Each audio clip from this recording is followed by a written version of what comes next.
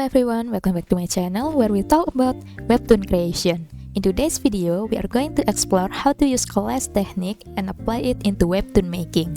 Previously, I have several videos that gather useful tips and tricks to speed up your Webtoon production. You might want to check those out first before diving into this one. In this video, here is what we are going to learn. First, I will show you how to create your own sticker and later turn it into custom brush in Clip Studio Paint.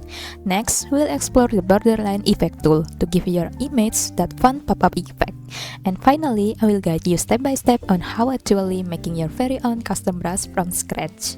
This technique will save you a lot of time when working on your panel. You can use it for making quick expression, flashback, or just for fun decoration. Alright guys, let's jump into Clip Studio and I will show you step by step. First, we are making a custom sticker. Super useful for establishing shot, like when the character are talking, you can use the sticker to show who is speaking.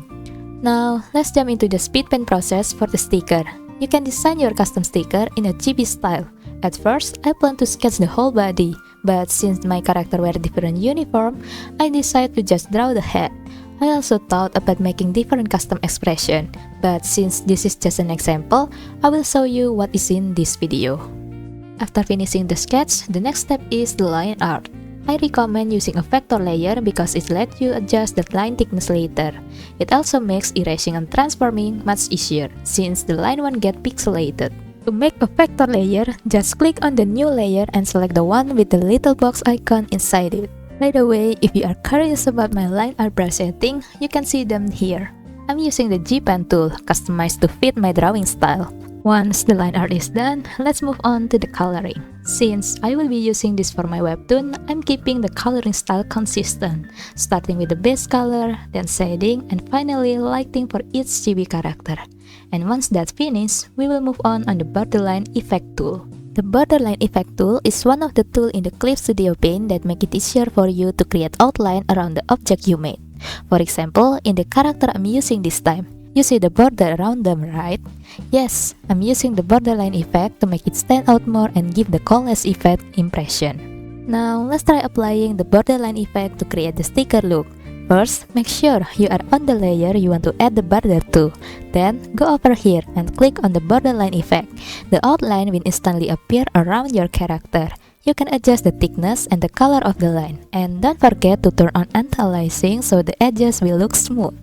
Next, we are turning the sticker into a custom stamp brush in Clip Studio Paint. This step works for any kind of custom stamps, so watch closely. First, make sure you are on the correct layer. I will separate one of the sticker first to make it easier to create. After that, use the selection tool that refers to the editing layer. Click on the area outside the sticker, then go to the Select tab and choose Invert Selection Area. That way, the selection will only cover your sticker. After that, go to Edit and Register Material by Image. Then, you will be asked to fill in the detail of the new material you create. You can name it whatever you want, but you need to pay attention to checking the part that say use the brush tip shape. Then save it in the place that is easy to remember and find. To create a new brush, you can click the duplicate button on an existing brush. Give it a name and then edit the brush. First, delete the previous brush tip. Then register the sticker material you just made. After that, custom sticker stamp brush is ready to use. After that, I will show you how to apply this sticker in creating a webtoon. I have given some example before, but now let's jump straight into the action so you can see the process directly.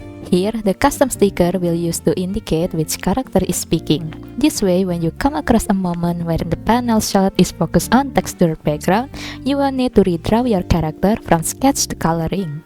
In addition, you can also make use the custom brush method to create decorative brush shapes like the one I'm using right now.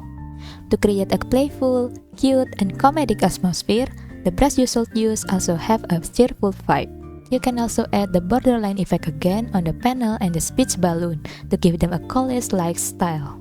The collage-like style isn't just decorative, it also makes your panel more dynamic and engaging. It allows you to mix character, background, and playful brush decoration in a way that feels fresh and eye-catching. So, by combining custom brushes, decorative shapes, and the borderline effect, you can create panels that look like a collage.